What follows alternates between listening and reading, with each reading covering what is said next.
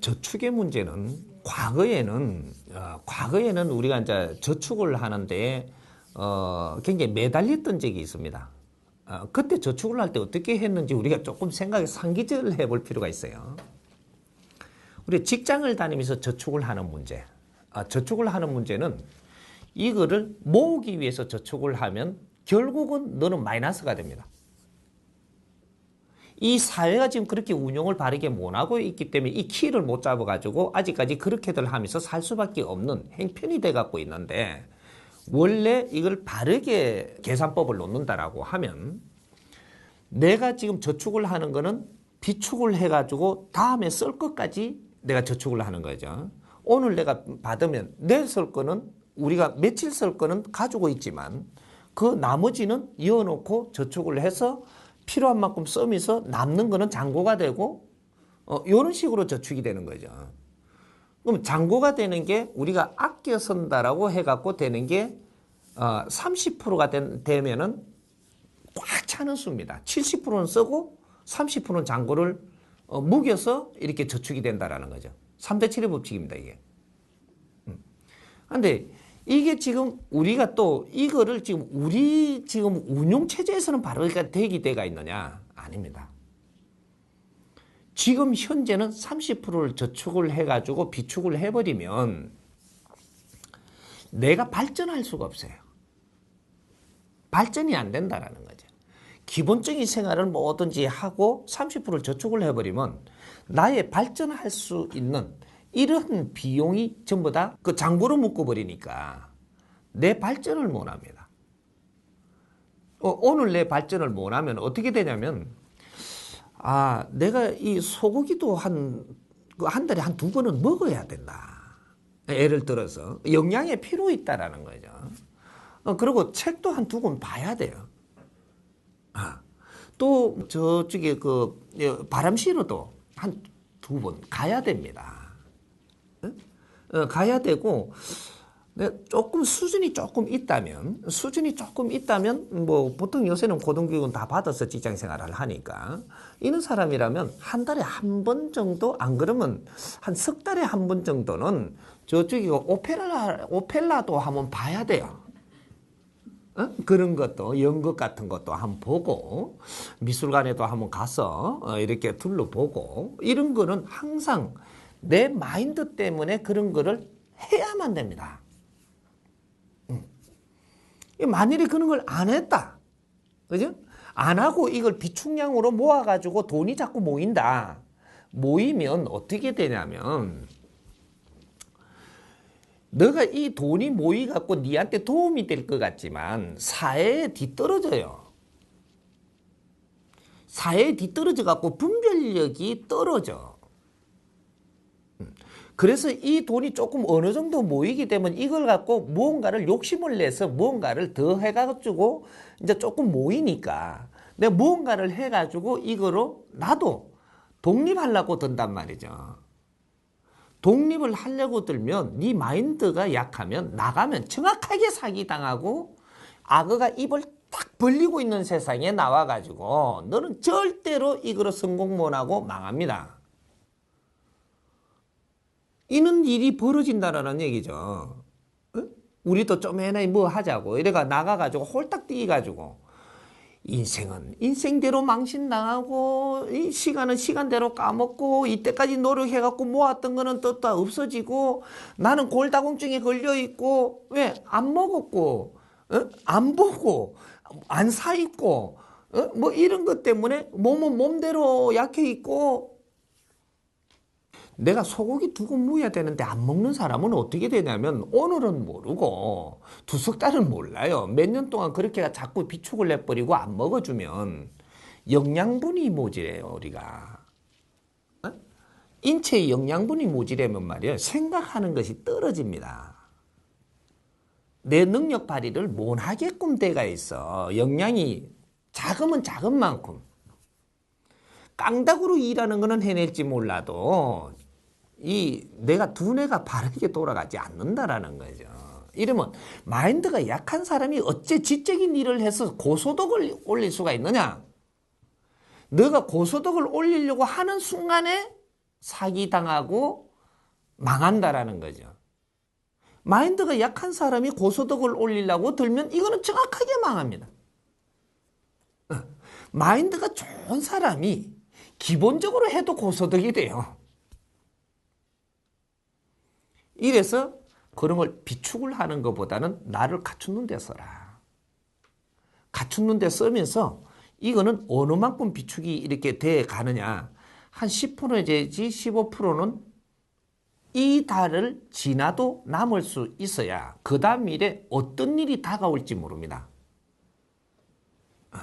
그렇게 해서 비축되고 조금씩 비축되는 것들이 나중에 조금씩 나아져서 우리가 살아가면서 1년 1년 이제 그 성인이 돼 갖고 살아갈 때 1년 1년 살아가면서 이 작은 이제 내가 처음에 사회에 나왔을 때는 일이 나도 쪼매난 게 나요. 그래서 이걸 처리하는 것도 작은 비축량만 있어도 처리되게끔 나요. 하지만 우리가 한 5년 살고 7년 살고 그러면 요 7년 살면서 일이 터지는 거는 1년 살면서 일 터지는 것보다 조금 더 큰 일이 터진단 말이죠. 이래서 요 비축분이 요거를 해결하는 데는 조금 더 쌓여야지 이걸 해결할 수가 있어요. 우리가 잘못 사는 형태가 있다면 이게 모여서 터지기 때문에 이런 것들에 우리가 여유분들은 이런 유사시에 쓸 돈이 모이고 있다는 겁니다. 그래서 이 비축분이 조금 양이 많아지면 많아질수록 나는 조금 더 사회에 나와서 더 살았다라는 이 결론이 나오죠. 그래서 그런 관점으로 뭐든지 비축분들이 유사시를 위해서 있다. 이렇게 생각을 해야지. 요걸 갖고 우리가 집을 장만하고 뭐를 앞으로 미래에 이렇게 내가 부자 되려고 장만을 한다면 정확하게 너 거는 다 틀립니다. 100% 틀립니다. 어떤 식으로 틀리는 유형들이 있는데 아기자기하게 열심히 모으잖아요. 친구가 와갖고 희한하게 빌려갖고 내가 이렇게 급하게 지금 빌려서 금방 돌려주겠다 해놓고 가져가갖고 저기 교통사고 나 죽을 뻔한 거야. 빌리가 안 나면 교통사고 나 죽을 뻔데 누구한테 받노? 응? 아주 가까운 친구니까요. 누구 보증도 안 쓰고 이렇게 빌려준 거라고. 죽을 놈이 빌리러 와요. 또 죽을 놈이 2년 때 묘하게 오거든.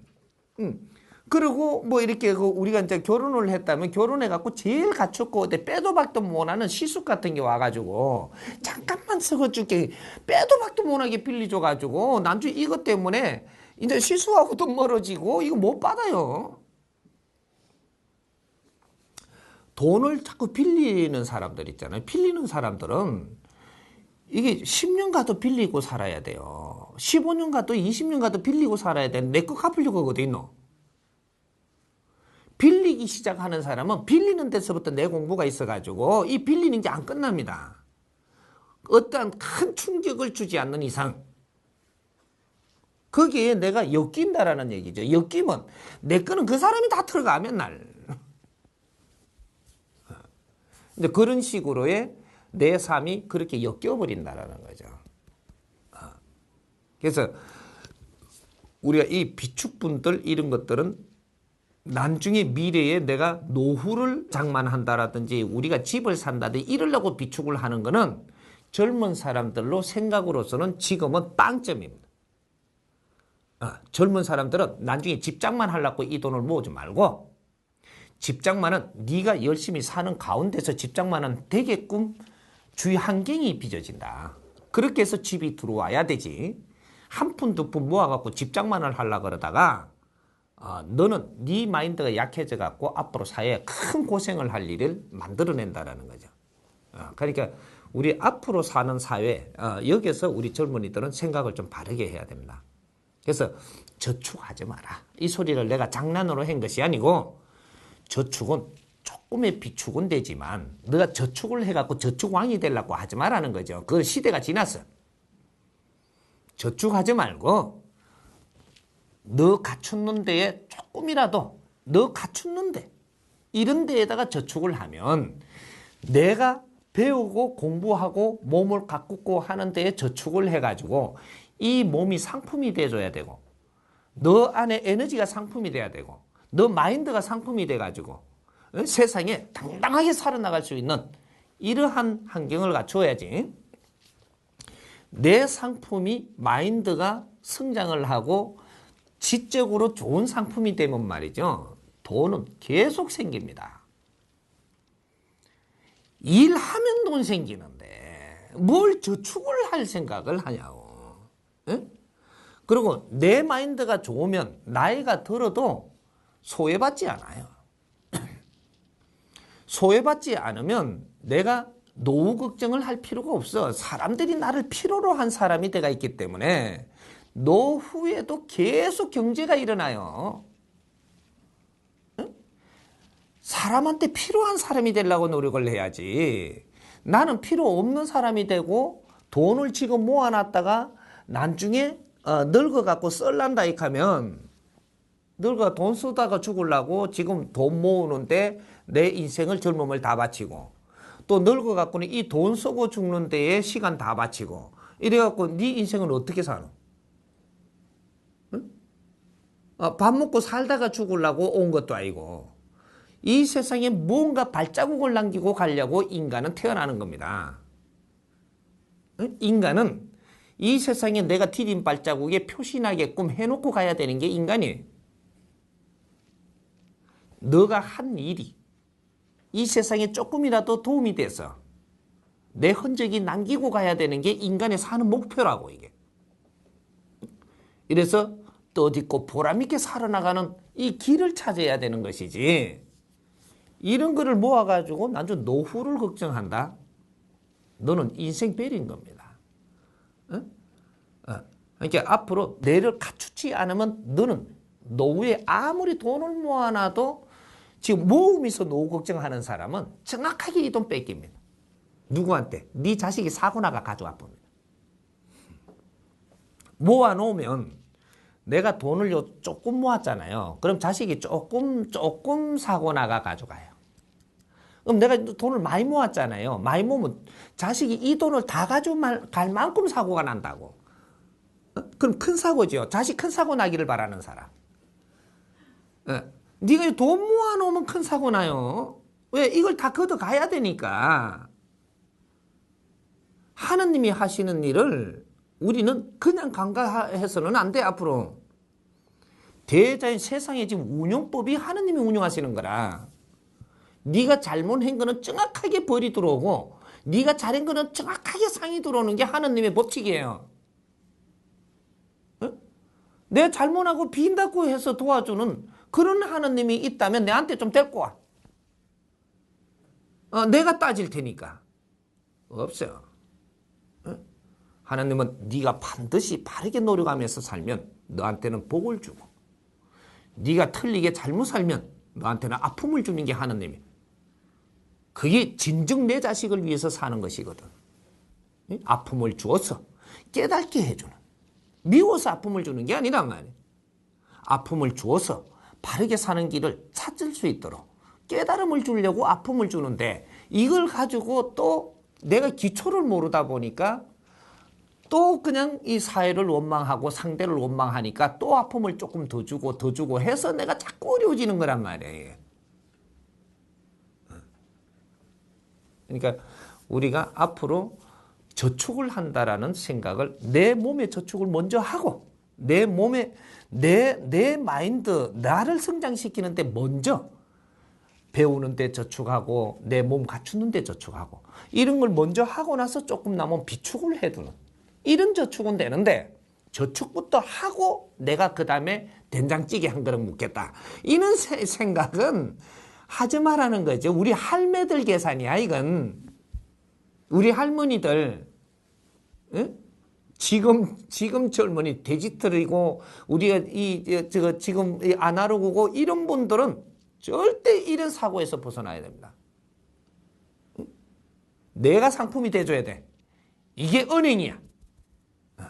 이해돼요?